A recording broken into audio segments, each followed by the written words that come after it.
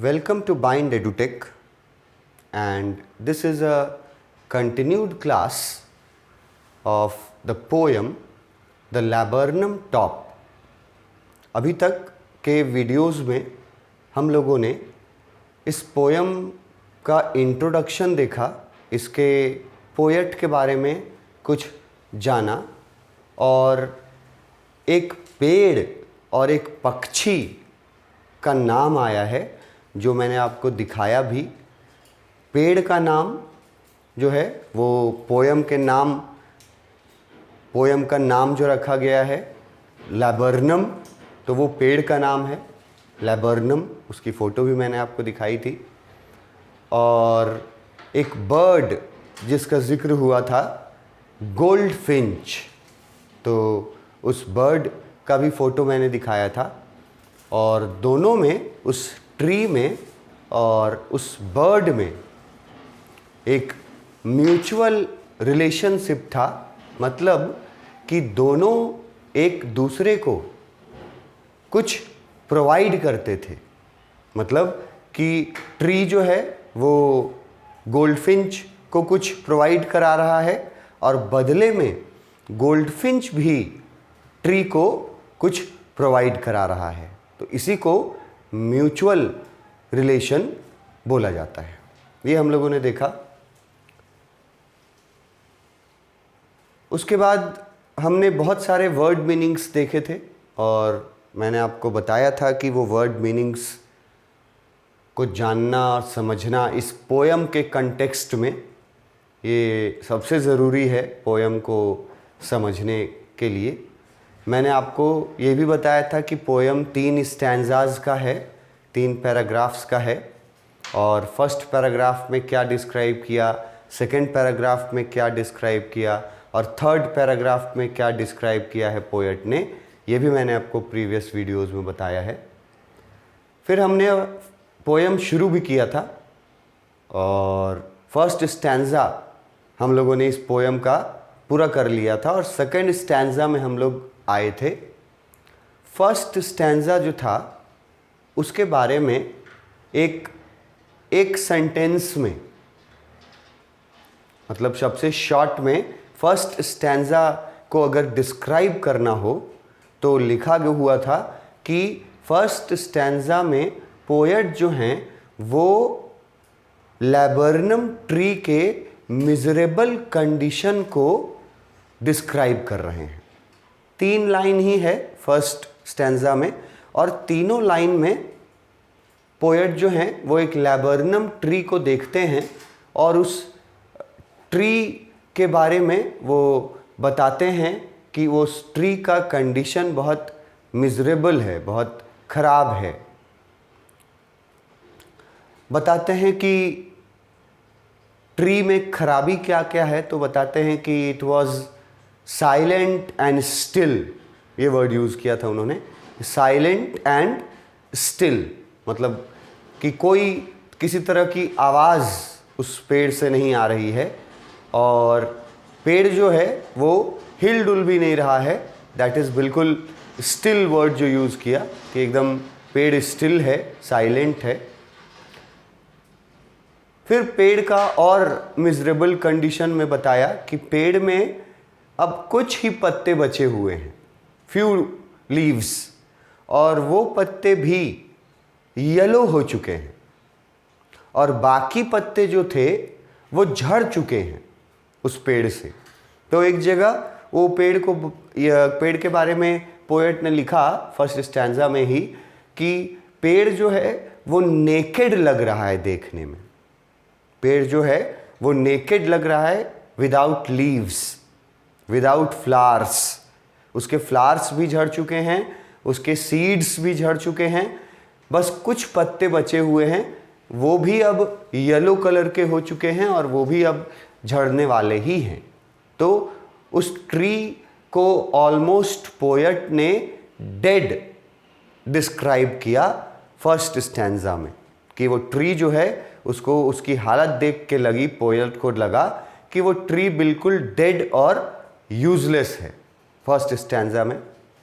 फिर second stanza में भी हम लोग आए थे, स्टैंजा 2, यहाँ जो दिख रहा है, यहाँ भी हम लोगों ने कुछ लाइंस के बारे में एक्सप्लेनेशन देखा था। जैसे फर्स्ट लाइन हम लोगों ने पढ़ा था कि पेड़ की वो हालत, जो लैबर्नम ट्री का जो हालत था, उस पेड़ के हालत में चेंज आता है सडनली, और ये चेंज तब आता है जब उस पेड़ पर गोल्डफिंच नाम की पक्षी आती है। टिल द गोल्डफिंच कम्स, जब तक गोल्डफिंच पक्षी उस पेड़ पे नहीं आती तब तक उस पेड़ का हालत बहुत दयनीय बताया गया है फर्स्ट पैराग्राफ में।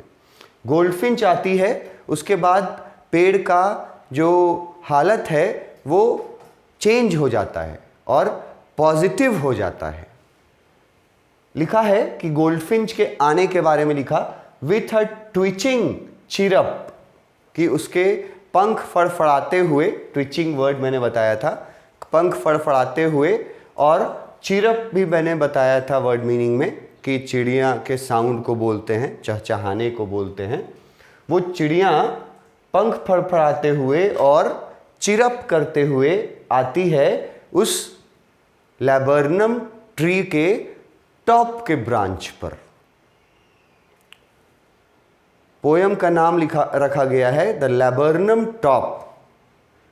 तो टॉप पर लैबर्नम, उस लैबर्नम ट्री के टॉप पर उस गोल्डफिंच का, जो कि मदर गोल्डफिंच है, वो पहले भी मैंने बताया, उस गोल्डफिंच के बच्चे हैं जो नेस्ट में हैं, वहाँ घोंसले में उस गोल्डफिंच के कुछ बच्चे हैं। तो गोल्डफिंच जो है वो आती है उड़ते हुए, चिरपिंग करते हुए, पंख फड़फड़ाते हुए और चिरपिंग करते हुए। A suddenness and startlement at the branch and, उसके आने को सडननेस बोलता है कि अचानक से वो आती है, सडनली वो अचानक से आती है। और स्टार्टलमेंट का मतलब मैंने बताया था सरप्राइजिंगली। सरप्राइजिंगली क्या होता है कि ट्री का जो कंडीशन था, वो एक ब्रांच पे जब बैठती है तो ट्री का कंडीशन चेंज हो जाता है। ये बात सरप्राइजिंग है, ठीक है। अचानक से ट्री का कंडीशन चेंज हो जाना गोल्डफिंच के आने के बाद, ये बात स्टार्टलमेंट मतलब सरप्राइजिंग है। उसके बाद उस गोल्डफिंच के मूवमेंट को, मतलब उसके उड़ने के तरीके को और पेड़ तक आने के तरीके को डिस्क्राइब किया है पोएट ने, और कंपैरिजन किया है गोल्डफिंच के तरीके को, कंपेयर किया गया है एक लिजार्ड के मूवमेंट से। और लिखा गया, then sleek as a lizard. Sleek word का मतलब मैंने बताया था स्मूथ मूवमेंट, मतलब ऐसा मूवमेंट जिसके बारे में ज़्यादा लोगों को पता न चले। स्मूथ मूवमेंट था गोल्डफिंच का। किसके जैसा स्मूथ मूवमेंट, किसका उदाहरण दिया है? लिजार्ड का, छिपकली का उदाहरण दिया है। तो ये मूवमेंट के बारे में बता रहा है कि वो जो गोल्डफिंच आई उसका मूवमेंट स्लीक मूवमेंट था, और उसको कंपेयर किया गया है लिजार्ड के मूवमेंट से। और अलर्ट हो थी वो गोल्डफिंच, मदर गोल्डफिंच जब आई तो उसका मूवमेंट तो स्लीक था ही, स्मूथ था ही, साथ में वो अलर्ट और एब्रप्ट भी थी। वो अलर्ट भी थी और एब्रप्ट भी थी। इसके कहने का मतलब है, जैसे एब्रप्ट का मतलब मैंने तुमको यहाँ बताया था, अलर्ट का मतलब तो सब कोई समझते हैं कि अलर्ट हो गई। एब्रप्ट का मतलब है अनएक्सपेक्टेड और सडन, अचानक या अनएक्सपेक्टेड।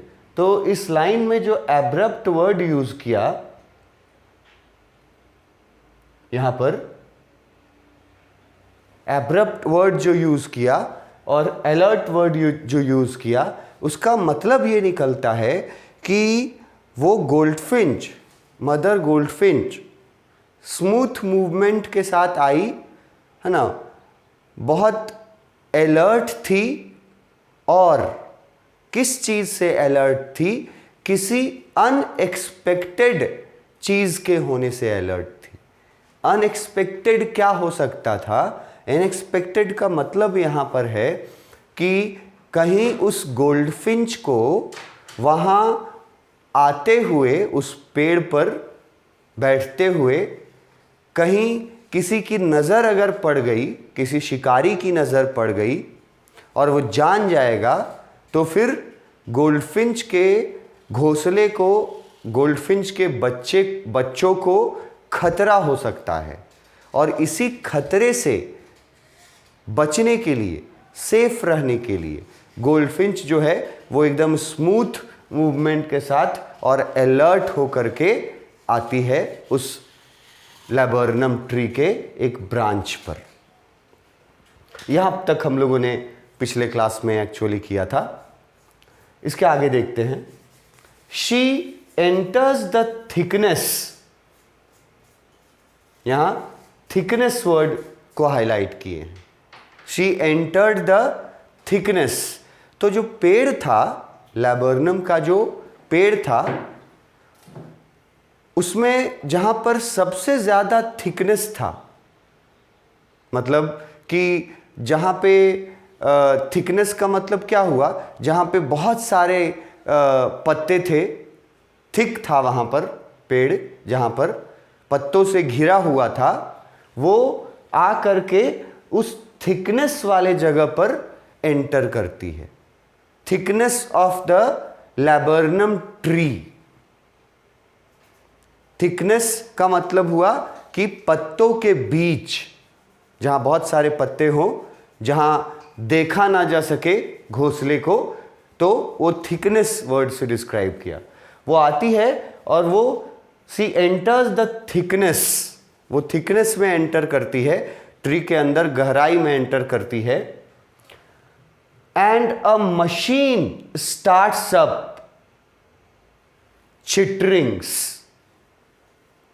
जैसे ही वो एंटर करती है थिकनेस में, जहां पे उसका घोंसला था, उस घोंसले में उसके बेबी वंस थे, तो क्या होता है? यहां बोलता है कि उसके गोल्डफिंच के थिकनेस में घुसते के साथ ही एक मशीन शुरू हो गया। लगा ऐसा जैसे कोई मशीन शुरू हुआ हो उसके आते ही। अब इसका मीनिंग क्या है? मशीन किसको बोल रहा है? और मशीन स्टार्ट होना यहां किसको बोला जा रहा है? लिखा हुआ है कि when she enters the thickness a machine starts up. तो मशीन किसको बोला जा रहा है और उसके स्टार्टअप मतलब स्टार्ट होने का बात का क्या मतलब है, उसको डेप्थ में समझो। पहले तो ये मशीन किसको बोला गया है, ये शायद मैंने यहां वर्ड मीनिंग्स में आपको बताया होगा, थिकनेस बताया होगा। यहां मशीन और थिकनेस नहीं, हम लोगों को मशीन और थिकनेस यहां नहीं मेंशन किए हैं, तो मैं आपको ओरली ये समझा देता हूं। थिकनेस तो आपको मैंने समझा दिया कि सबसे घना जगह, पेड़ का सबसे घने जगह में वो एंटर करती है। अगर पूछे कि घने जगह में क्यों एंटर करती है, तो क्योंकि उसी घने जगह पर उसने अपना घोंसला बनाया हुआ था। And a machine starts up. अब यहां ये जो मशीन वर्ड यूज किया है, ये तो लिटरली आप यूज नहीं कर सकते। गोल्डफिंच के वहां पहुंचने से पेड़ में कोई मशीन तो लगा हुआ है नहीं जो स्टार्ट हो जाएगा। तो मशीन यहां किसी चीज को रिप्रेजेंट करता है। किसको रिप्रेजेंट करता है? कि मशीन रिप्रेजेंट कर रहा है घोंसले में मौजूद जो उसके छोटे बच्चे हैं, उनको मशीन बोला गया है। क्यों बोला गया? क्योंकि इस गोल्डफिंच, मदर गोल्डफिंच के थिकनेस में घुसते ही वो जो बच्चे थे वो चिटरिंग्स करने लगे। अब चिटरिंग्स का मैं ऊपर बता चुका हूं, ये भी साउंड ऑफ बर्ड चिटरिंग्स करने लगे। जैसे आप इमेजिन करो कि जो बेबी वंस हैं, जो छोटे बच्चे हैं चिड़िया के, वो कैसी आवाज़ निकालते हैं, उस आवाज़ को चिटरिंग्स बोला गया। और ट्रिमर ऑफ विंग्स, और वही बच्चे जो बहुत अब छोटे थे वो अपना पंख फड़फड़ाने लगे, क्योंकि उनको अपनी माँ के आने का पता चल गया। जब माँ के आने का पता चला तो क्या असर हुआ? असर ये हुआ कि वो बच्चे चहचहाने लगे, चिटरिंग्स करने लगे। वो उन बच्चों का जो पंख था, जो अभी बहुत छोटे थे, वो पंख फड़फड़ाने लगे। ट्रिमर वर्ड यूज किए हैं, पंख फड़फड़ाने लगे। एंड ट्रिलिंग्स, और ट्रिलिंग्स का मतलब भी मैंने बताया है, साउंड ऑफ अ बर्ड। ये आप ऊपर देख सकते हैं, ट्रिमर और ट्रिलिंग्स और चिटरिंग्स, ये सब चिटरिंग और ट्रिलिंग, ये दोनों का मतलब है चहचहाना। और ट्रिमर मतलब हो गया फड़फड़ाने का जो आवाज आता है विंग्स का। तो जब मदर गोल्डफिंच थिकनेस में एंटर करती है तो क्या होता है? बच्चों का हलचल होता है वहां, उसके बच्चों का नेस्ट में। वो हलचल में वो क्या क्या करते हैं? वो सबसे पहले तो आवाजें निकालते हैं, चिटरिंग्स वर्ड, आवाजें निकालते हैं। उसके बाद अपने पंखों को फड़फड़ाते हैं, और फिर ट्रिलिंग्स लिखा हुआ है, मतलब फिर से वो साउंड निकालते हैं, अलग अलग तरह का साउंड वो बच्चे। ये साउंड जो उन बच्चों के मुंह से निकल रहा होगा, बर्ड्स के बच्चों के मुंह से, आप इमेजिन कर सकते हैं कि ये साउंड खुशी का साउंड होगा या दुख का साउंड होगा। साउंड जैसे होता है, कोई भी इंसान बोलता है तो किसी बात को खुश होकर के बोलता है और किसी बात को दुखी होकर के बोलता है। अगर आपसे मैं पूछूं कि छोटे बच्चों का ये जो चिटरिंग्स है और ट्रिलिंग्स है और विंग्स का फड़फड़ाना है, ये आपको क्या लगता है कि वो खुशी से ऐसा कर रहे थे या दुखी होकर के कर रहे थे? तो आंसर बहुत ऑब्वियस आपको मिलेगा कि ऑब्वियसली वो बच्चे जो थे वो बहुत खुश थे और ये सारी चीज़ें वो खुशी से कर रहे थे। खुश क्यों थे? क्योंकि उनकी मदर आई है। तो माँ के आने से बच्चे तो खुश होते ही हैं। तो चिड़िया के जो बच्चे थे वो बहुत खुश होते हैं, चिटरिंग्स करते हैं, ट्रिमर ऑफ विंग्स करते हैं और ट्रिलिंग्स करते हैं।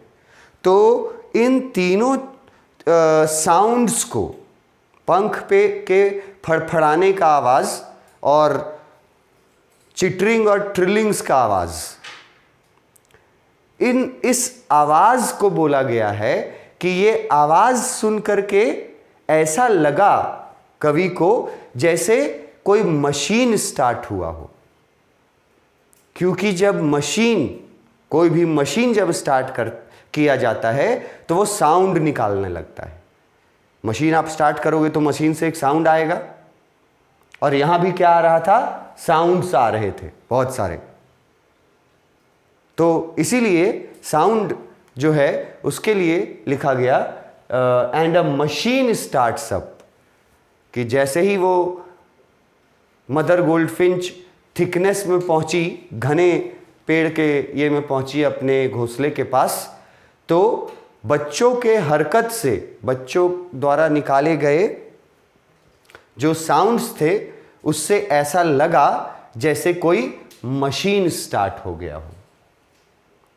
अब अगर आपसे पूछा जाए क्वेश्चन में कि मशीन किनको बोला गया है, तो आपका आंसर होना चाहिए कि जो नेस्ट में जो यंग वंस थे उनको मशीन बोला गया है। अगर क्वेश्चन पूछे कि ये क्यों बोला गया कि मशीन स्टार्ट हो गया, ऐसा क्या हुआ जिससे ये लिखा गया कि मशीन स्टार्ट हो गया, तब आपका आंसर होना चाहिए क्योंकि मशीन स्टार्ट होते वक्त भी आवाज़ करती है और ये बच्चे अपने माँ के आने के वजह से आवाज़ें निकाल रहे थे, इसीलिए मशीन से कंपेयर किया गया है उनको। ये तो बच्चों का हालत था। अब ट्री का हालत क्या था? The whole tree trembles and thrills. Tremble और थ्रिल दोनों का मीनिंग मैंने आपको ऊपर बताया होगा, वर्ड मीनिंग्स में देखिए, tremble and thrill.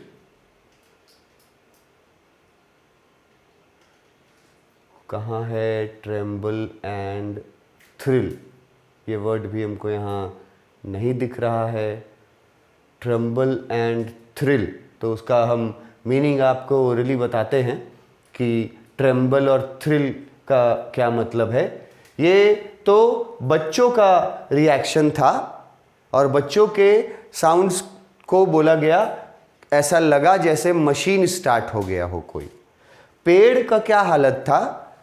Tremble and thrills. Tremble word use करते हैं कांपने के लिए, समझे, मूवमेंट के लिए। यहां पर पेड़ के साथ हम लोग कांपना वर्ड तो यूज नहीं कर सकते, पेड़ कांप नहीं सकता है, पर मूवमेंट तो होता है ना पेड़ की डालियों में, वो मूवमेंट आया, उसके लिए ट्रेम्बल्स वर्ड यूज किया कि पेड़ में भी एक तरह का जान आ गया, मूवमेंट आ गया। बच्चे तो खुश हुए ही, पेड़ में भी एक तरह से जान आ गया। एंड थ्रिल्स का मतलब है एक्साइटमेंट।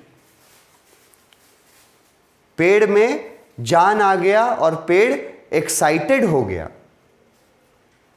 तो गोल्डफिंच के आने से उसके बच्चों पर तो प्रभाव पड़ा ही, बच्चे तो खुश हुए ही, लेकिन पेड़ पर भी प्रभाव पड़ा और पॉजिटिव प्रभाव पड़ा। वो पेड़ जो कि साइलेंट था, स्टिल था, लाइक अ डेड वन, अब वो पेड़ साइलेंट और स्टिल नहीं रहा। अब उस पेड़ में हलचल होने लगी, लिखा गया ट्रेम्बल्स।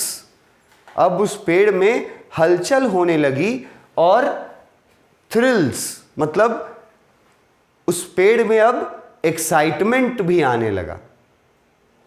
तो ये पेड़ पर अगर इफेक्ट पूछेगा कि चिड़िया के आने से पेड़ पर क्या असर हुआ, तो ये दोनों वर्ड्स आपको याद रखने होंगे कि पेड़ पर असर ये हुआ that it trembles and thrills.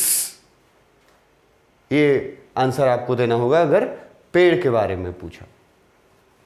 इसके आगे हम लोग नेक्स्ट वीडियो में देखेंगे। यहाँ बहुत इम्पॉर्टेंट कुछ लाइंस हैं जिनको मैं थोड़ा और अच्छे से एक्सप्लेन करना चाहूँगा डिटेल में। तो यहाँ तक हम लोग पढ़े हैं ट्रेम्बल्स एंड थ्रिल कि पेड़ पर क्या असर हुआ और बच्चों पर क्या असर हुआ और मशीन स्टार्ट होने का क्या मतलब है, ये हम लोग पढ़ लिए। अब इसके आगे हम लोग अपने नेक्स्ट वीडियो में देखेंगे। Thank you.